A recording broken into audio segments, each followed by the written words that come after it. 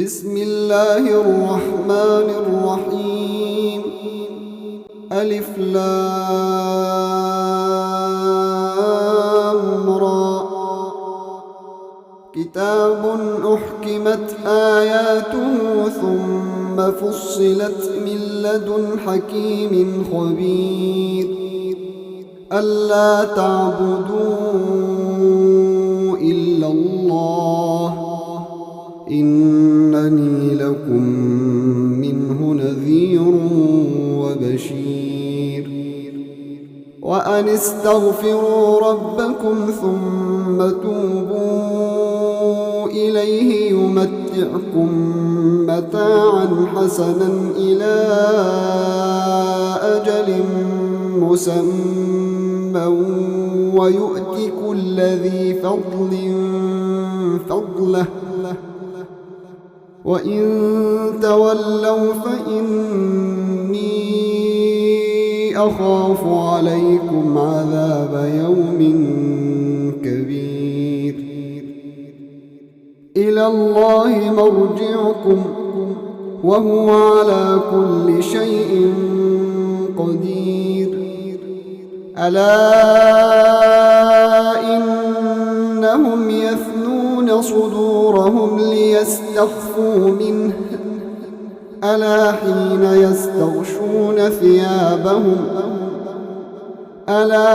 يستغشون ثيابهم يعلم ما يسرون وما يعلنون إنه عليم بذات الصدور.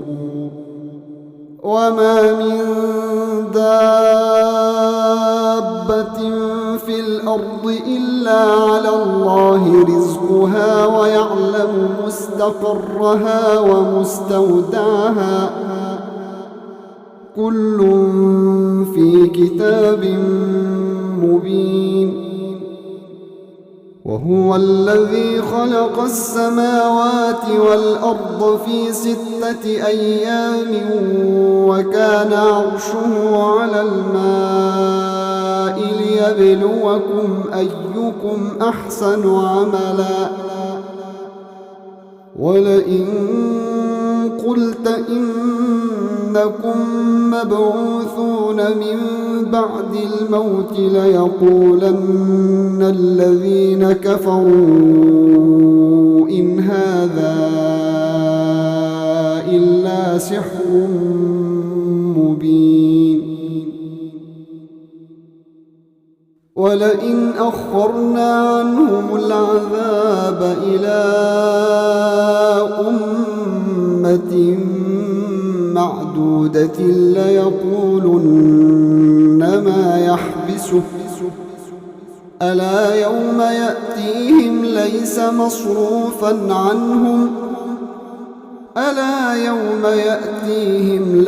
مصروفا عنهم وحاق بهم ما كانوا به يستهزئون. ولئن أذقنا الإنسان منا رحمة ثم نزعناها منه إنه ليئوس كفور. ولئن أذقناه نعماء بعد ضراء مسته ليقولن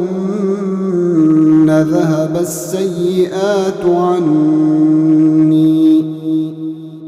إنه لفرح فخور. إلا الذين صبروا وعملوا الصالحات أولئك لهم مغفرة وأجر كبير. فلعلك تارك بعض ما يوحى إليك وضائق به صدرك أن يقولوا لولا أنزل عليه كنز أو جاء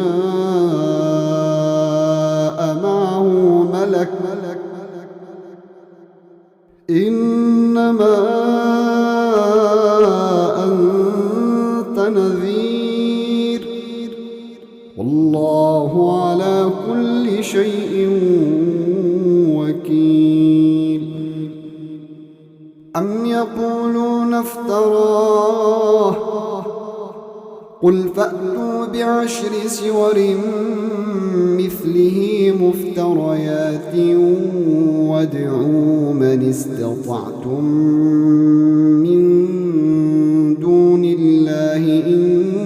كنتم صادقين. فإن لم يستجيبوا لكم فاعلموا أنما أنزل بعلم الله وأن لا إله إلا هو فهل أنتم مسلمون. من كان يريد الحياة الدنيا وزينتها نوف إليهم أعمالهم فيها وهم فيها لا يبخسون. أولئك الذين ليس لهم في الآخرة إلا النار وحبط ما صنعوا فيها وباطل ما كانوا يعملون. أفمن كان على بينة من ربه ويتلوه شاهد منه ومن قبله كتاب موسى إماما ورحمة أولئك يؤمنون به ومن يكفر به من الأحزاب فالنار موعده فلا تك في مرية منه إنه الحق من ربك ولكن أكثر الناس لا يؤمنون. ومن أظلم ممن افترى على الله كذبا أولئك يعرضون على ربهم ويقول الأشهاد هؤلاء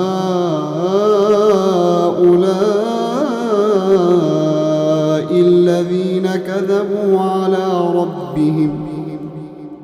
ألا لعنة الله على الظالمين. الذين يصدون عن سبيل الله ويبغونها عوجا وهم بالآخرة هم كافرون. أولئك لم يكونوا معجزين في الأرض وما كان لهم من دون الله من أولياء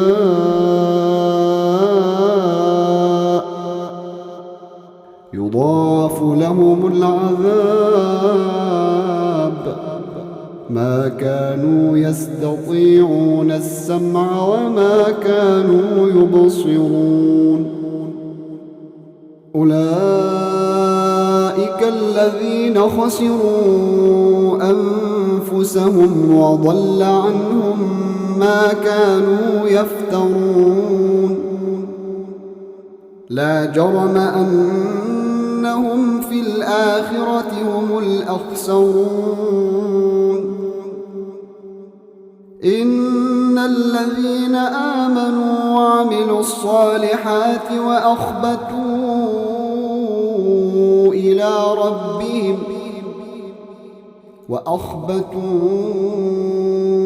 إلى ربهم أولئك أصحاب الجنة هم فيها خالدون. مثل الفريقين كالأعمى والأصم والبصير والسميع هل يستويان مثلا أفلا تذكرون ولقد أرسلنا نوحا إلى قومه إني لكم نذير مبين ألا تعبدوا إلا الله إني أخاف عليكم عذاب يوم أليم فقال الملأ الذين كفروا من قومه ما نراك إلا بشرا مثلنا وما نراك اتبعك إلا الذين هم أراذلنا بادي الرأي وما نرى لكم علينا من فضل بل نظنكم كاذبين قال يا قوم أرأيتم إن كنت على بينة من ربي وآتاني رحمة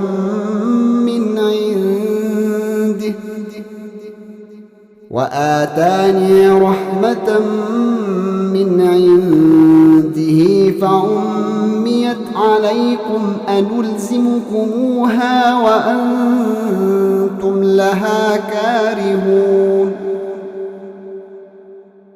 ويا قوم لا أسألكم عليه مالا إن أجري إلا على الله وما أنا بطارد الذين آمنوا إنهم ملاقو ربهم ولكني أراكم قوما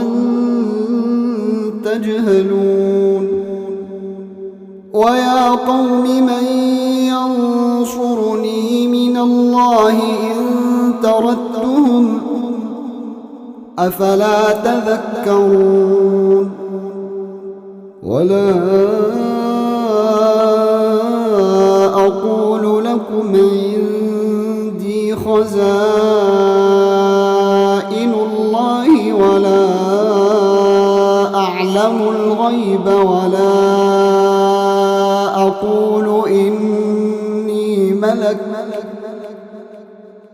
ولا أقول إني ملك ولا أقول للذين تزدري أعينكم لن يؤتيهم الله خيرا الله أعلم بما في أنفسهم إني إذا لمن الظالمين قالوا يا نوح قد جادلتنا فأكثرت جدالنا فأتنا بما تعدنا إن كنت من الصادقين قال إنما يأتيكم به الله إن شاء وما أنتم بمعجزين ولا ينفعكم نصحي إن أردت أن أنصح لكم إن كان الله يريد أن يغويكم هو ربكم وإليه ترجعون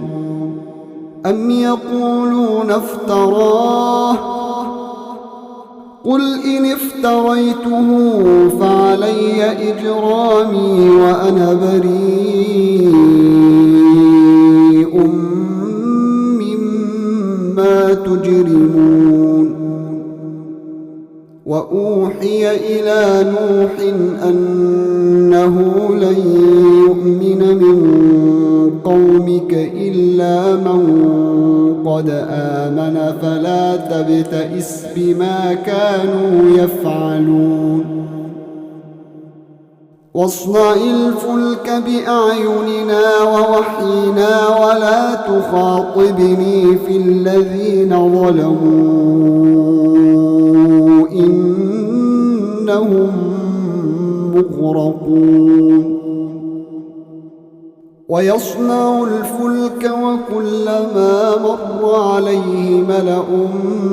من قومه سخروا منه قال إن تسخروا منا فإنا نسخر منكم كما تسخرون فسوف تعلمون من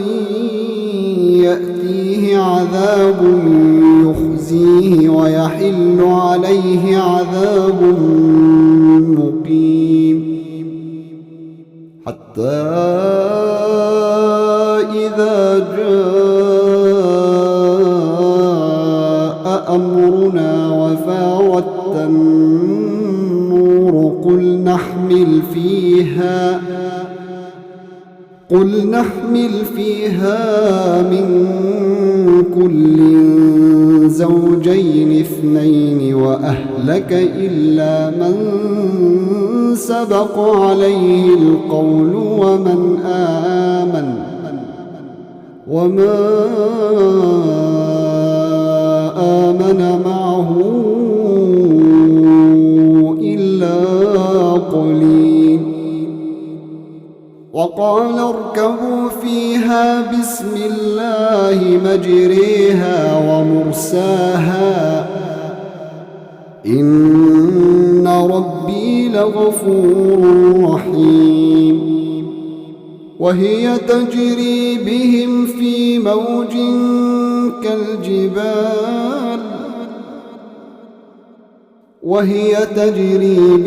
في موج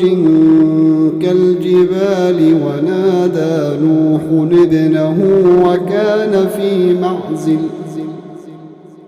يا بني اركب معنا ولا تكن مع الكافرين قال سآوي إلى جبل يعصمني من الماء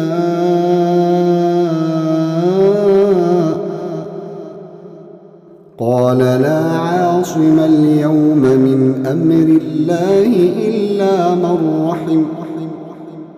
وحال بينهما الموج فكان من المغرقين وقيل يا أرض ابلعي ماءك ويا سماء أقلعي وغيض الماء وقضي الأمر واستوت على الجود وقيل بعدا للقوم الظالمين ونادى نوح ربه فقال رب إن ابني من أهلي وإن وعدك الحق وأنت أحكم الحاكمين قال يا نوح إنه ليس من أهلك إنه عمل غير صالح فلا تسألني ما ليس لك به علم إني أعظك أن تكون من الجاهلين قال رب إني أعوذ بك أن أسألك ما ليس لي به علم وإلا تغفر لي وترحمني أكن من الخاسرين قيل يا نوح اهبط بسلام منا وبركات عليك وعلى ممن معك وأمم سنمتعهم ثم يمسهم منا عذاب أليم تلك من أنباء الغيب نوحيها إليك ما كنت تعلمها أنت ولا قومك من قبل هذا فاصبر إن العاقبة للمتقين وإلى عاد أخاهم هودا قال يا قوم اعبدوا الله ما لكم من إله غيره إن أنتم إلا مفترون يا قوم لا أسألكم عليه أجرا إن أجري إلا على الذي فطرني أفلا تعقلون ويا قوم استغفروا ربكم ثم توبوا إليه يرسل السماء عليكم مدرارا ويزدكم قوة إلى قوتكم ولا تتولوا مجرمين قالوا يا هود ما جئتنا ببينة وما نحن بتاركي آلهتنا عن قولك وما نحن لك بمؤمنين إن نقول إلا اعتراك بعض آلهتنا بسوء قال إني أشهد الله واشهدوا أني بريء مما تشركون من دونه فكيدوني جميعا ثم لا تنظرون إني توكلت على الله ربي وربكم ما من دابة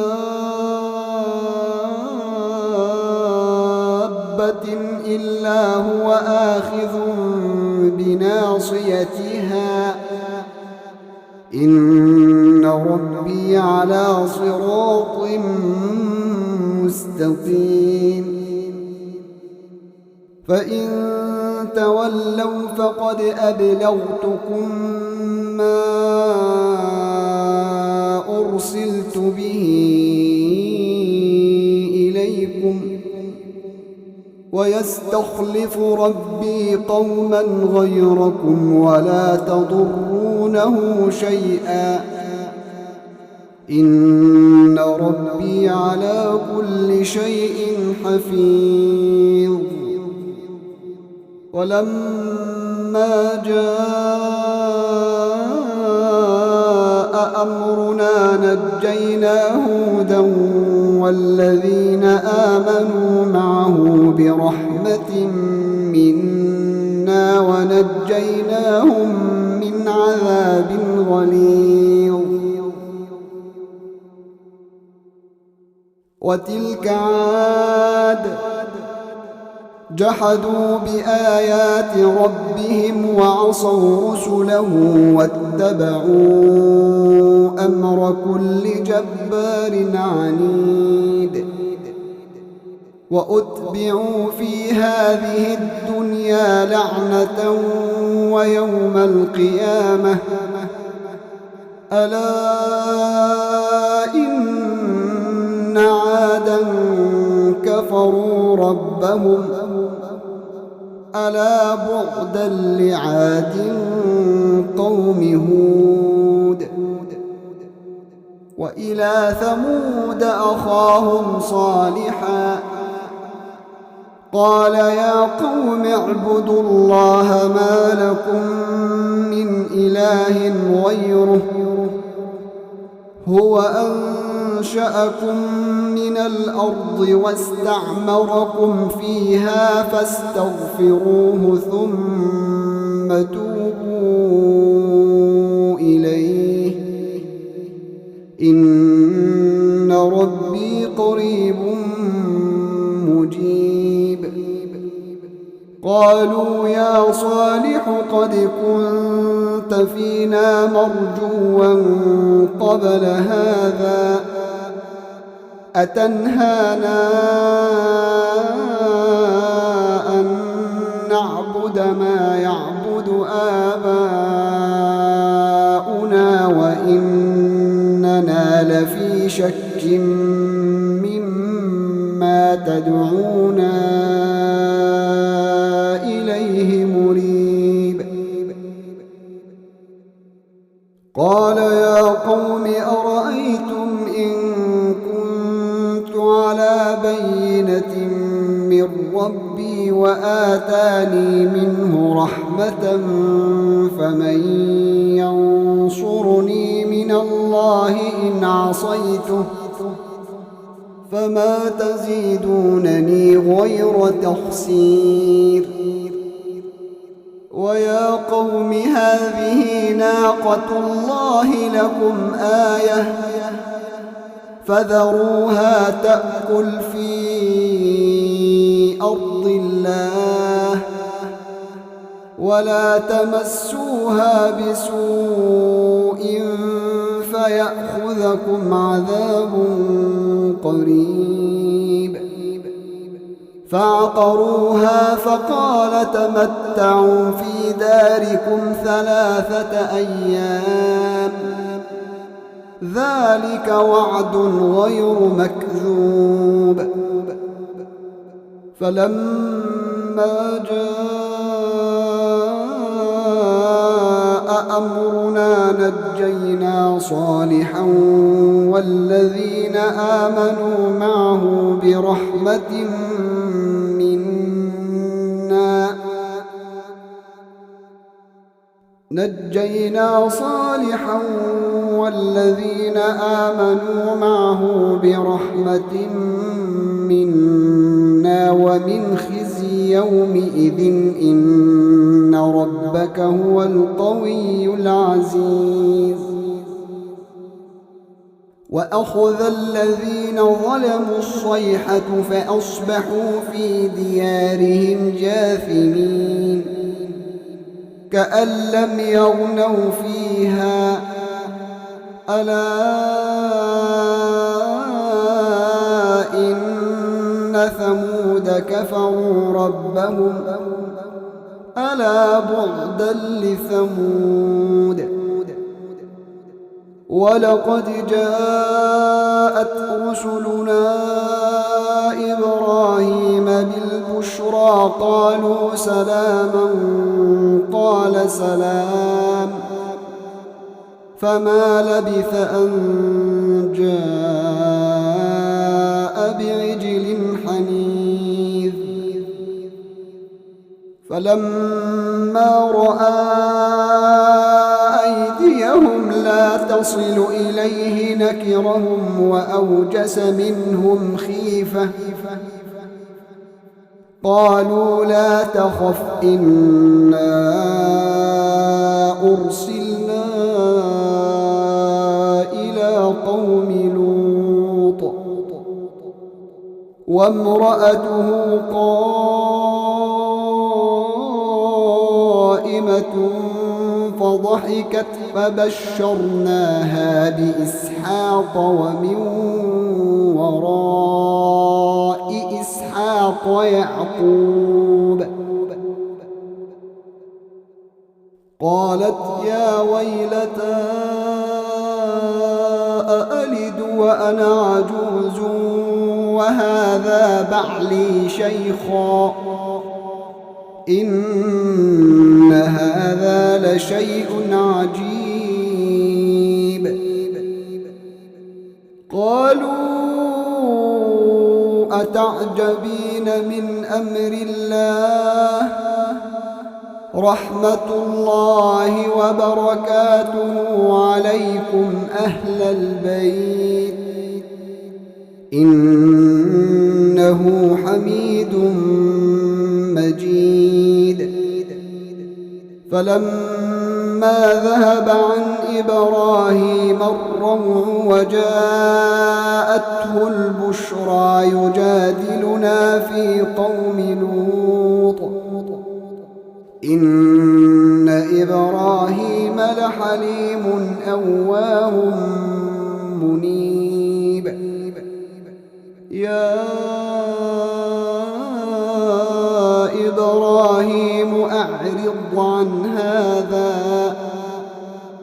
إنه قد جاء أمر ربك وإنهم آتيهم عذاب غير مردود.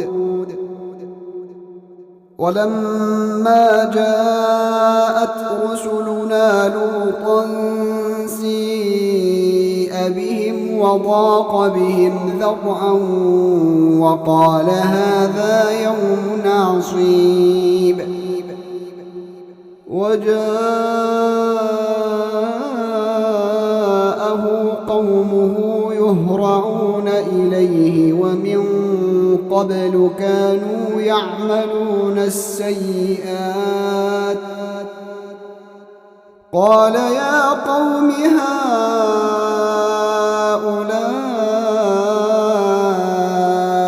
بناتي هن أطهر لكم قال يا قوم هؤلاء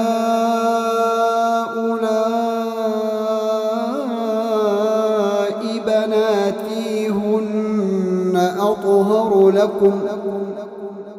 فاتقوا الله ولا تخزون في ضيفي أليس منكم رجل رشيد. قالوا لقد علمت ما لنا في بناتك من حق وإنك لتعلم ما نريد. قال لو أن لي بكم قوة أو آوي إلى ركن شديد. قالوا يا لوط إنا رسل ربك لن يصلوا إليك فأسر بأهلك بقطع من الليل ولا يلتفت منكم أحد إلا امرأتك إنه مصيبها ما أصابهم إن موعدهم الصبح أليس الصبح بقريب. فلما جاء أمرنا جعلنا عاليها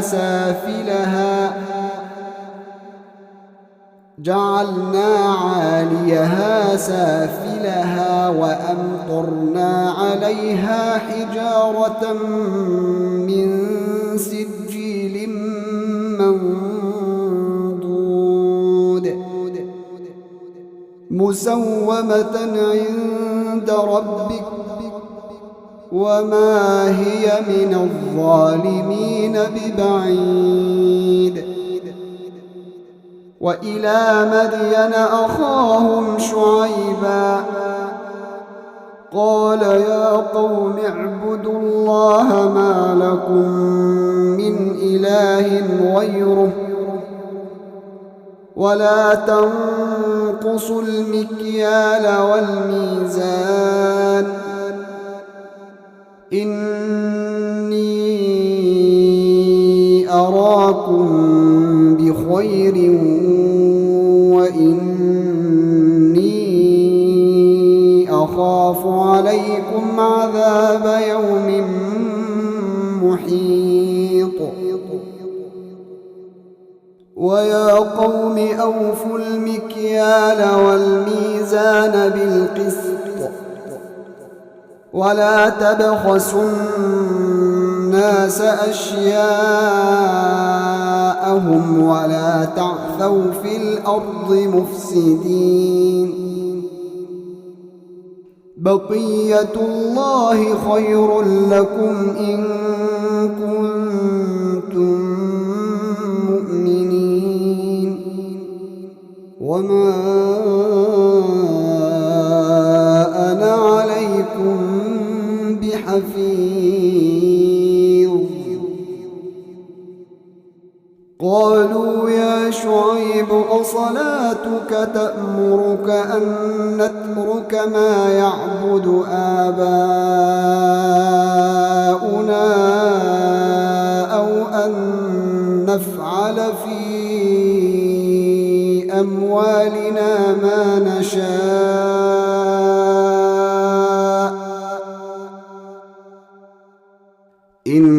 إنك لأنت الحليم الرشيد قال يا قوم أرأيتم إن كنت على بينة من ربي ورزقني منه رزقا حسنا وما أريد أن أخالفكم إلى ما أنهاكم عنه إن أريد إلا الإصلاح ما استطعت وما توفيقي إلا بالله عليه توكلت وإليه أنيب ويا قوم لا يجرمنكم شقاقي أن يصيبكم مثل ما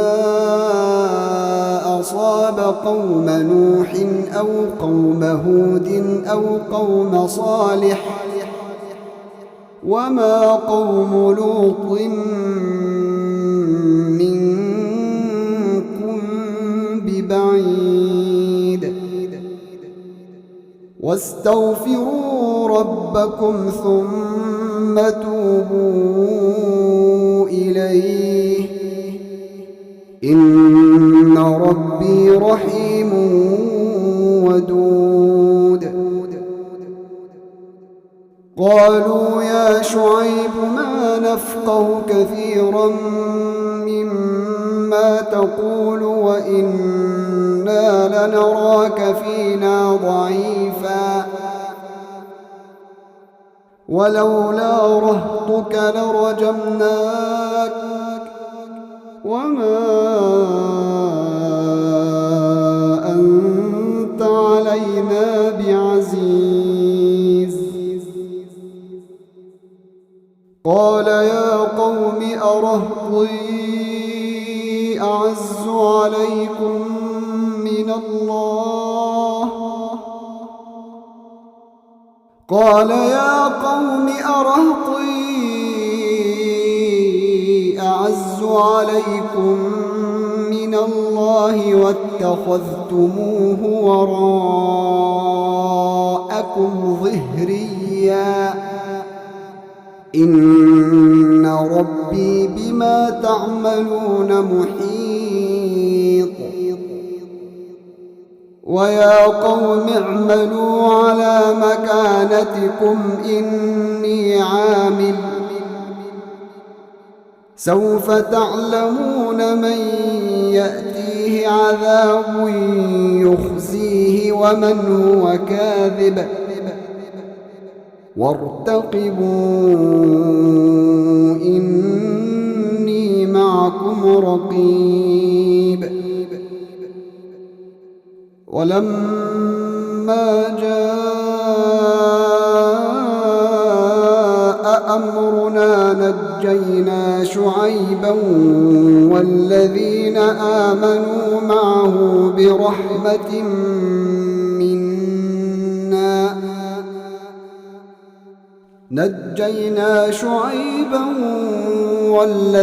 آمنوا معه برحمة منا وأخذت الذين ظلموا الصيحة فأصبحوا في ديارهم جاثمين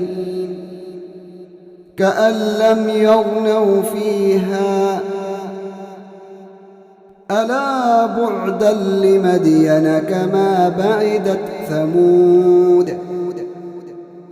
ولقد أرسلنا موسى بآياتنا وسلطان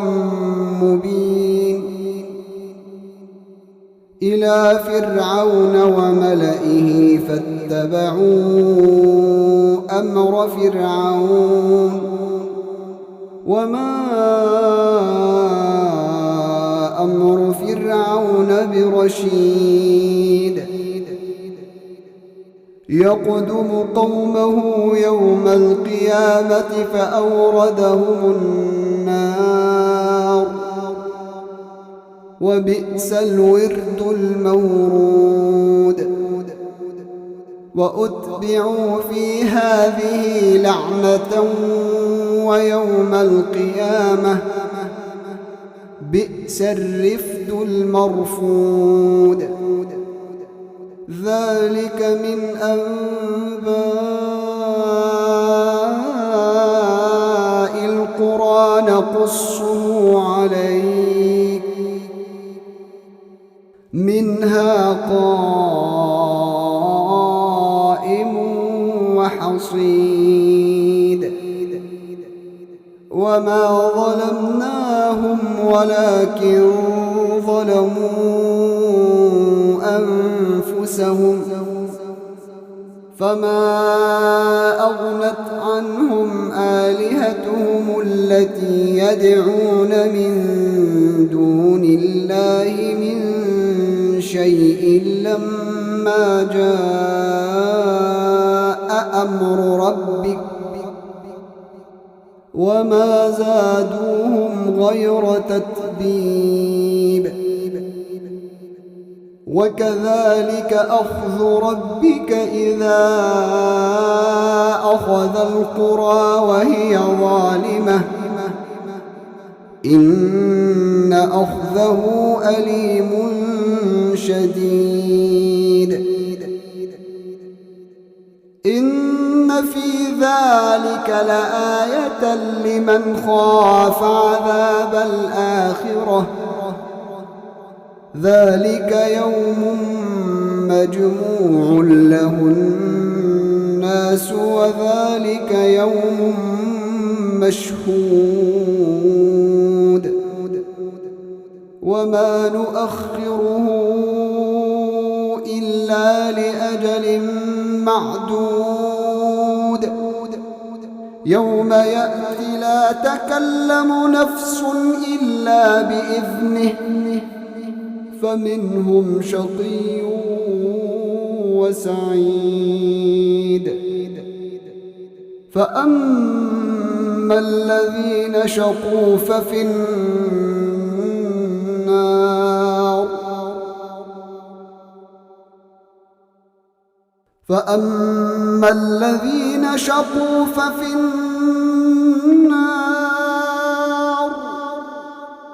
لهم فيها زفير وشهيق خالدين فيها ما دامت السماوات والأرض إلا ما شاء ربك إن ربك ربك فعال لما يريد. وأما الذين سعدوا ففي الجنة خالدين فيها ما دامت السماوات والأرض إلا ما شاء ربك عطاء غير مجذوذ.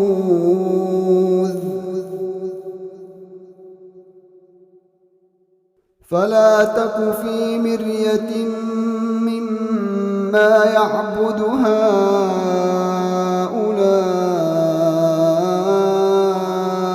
ما يعبدون إلا كما يعبد آباؤهم من قبل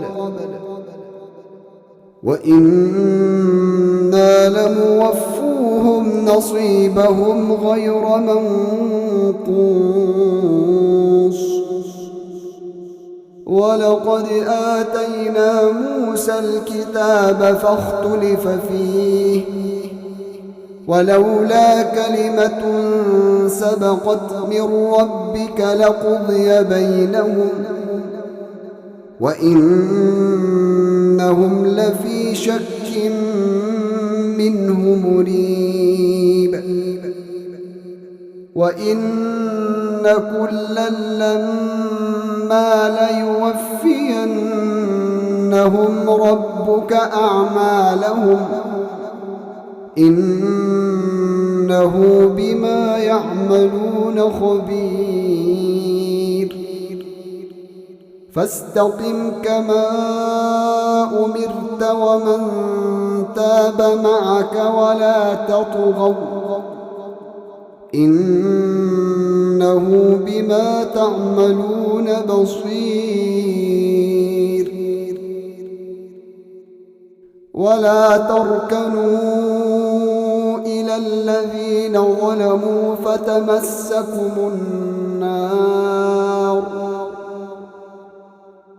فتمسكم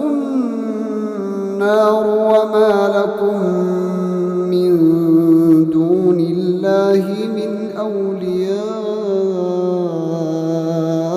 ثم لا تنصرون. وأقم الصلاة طرفي النهار وزلفا من الليل إن الحسنات يذهبن السيئات ذلك ذكرى للذاكرين. واصبر فإن الله لا يضيع أجر المحسنين. فلولا كان من القرون من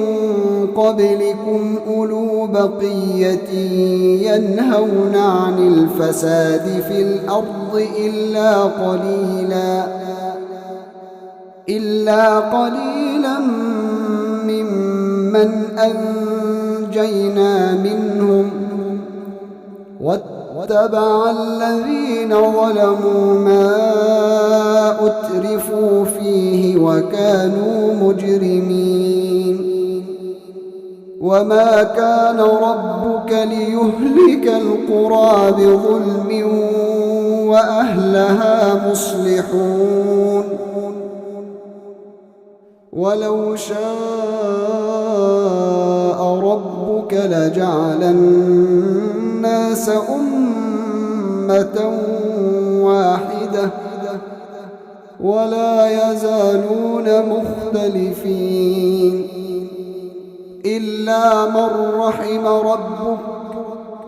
ولذلك خلقهم وتمت كلمة ربك لأملأن جهنم من الجنة والناس أجمعين. وكلا نقص عليك من أنباء الرسل ما نثبت به فؤادك وجاءك في هذه الحق وموعظة وذكرى للمؤمنين وقل للذين لا يؤمنون اعملوا على مكانتكم إنا عاملون وانتظروا إنا منتظرون ولله غيب السماوات والأرض